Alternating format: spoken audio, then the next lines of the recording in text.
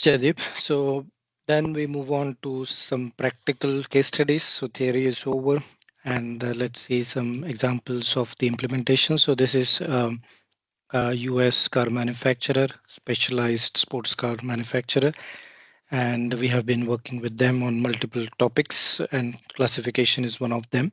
It's just a start, you can say, on the classification side, and it is also typical challenges we face during the classification. So first thing is the hierarchy of the structure, what attributes to be finalized, duplication of the data, integration with CAD. You can make it available in Annex, and attribute mapping to make it, more attributes available from CAD side into Teamcenter and vice versa.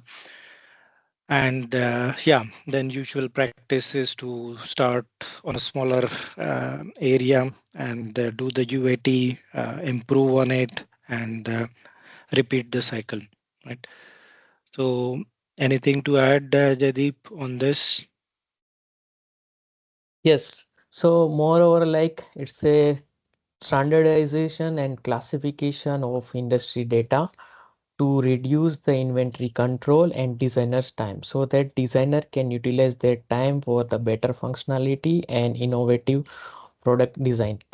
And as you can see in this case study for the client, we have designed component from the start, which were standard parts. We have got some ready-made components from the different vendors, and we have classified that as well. And so you can say from initial to the end of the classification, we have seen through. Yes, that's it. Yeah.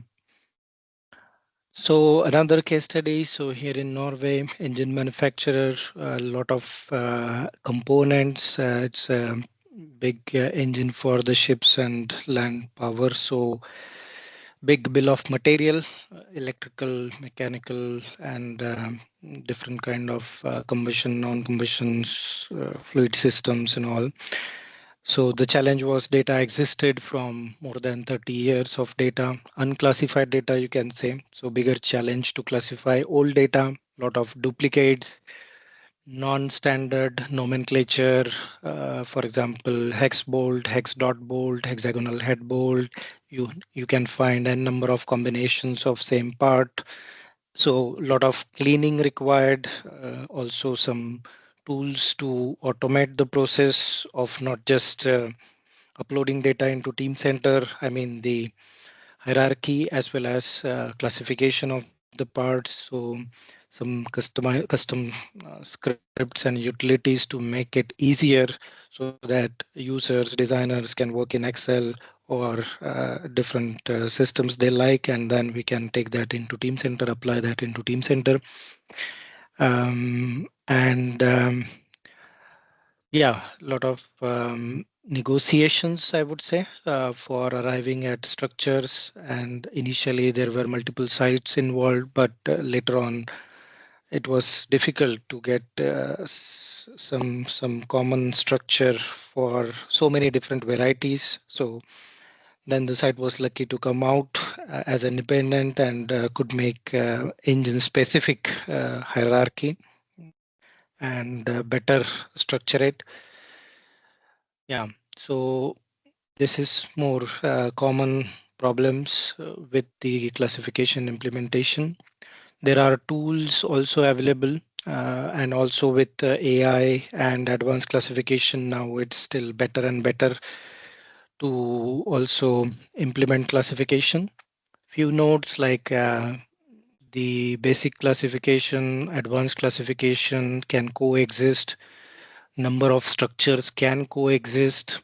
You can try a different branch, and you can move on or double classify the components so that they are searchable.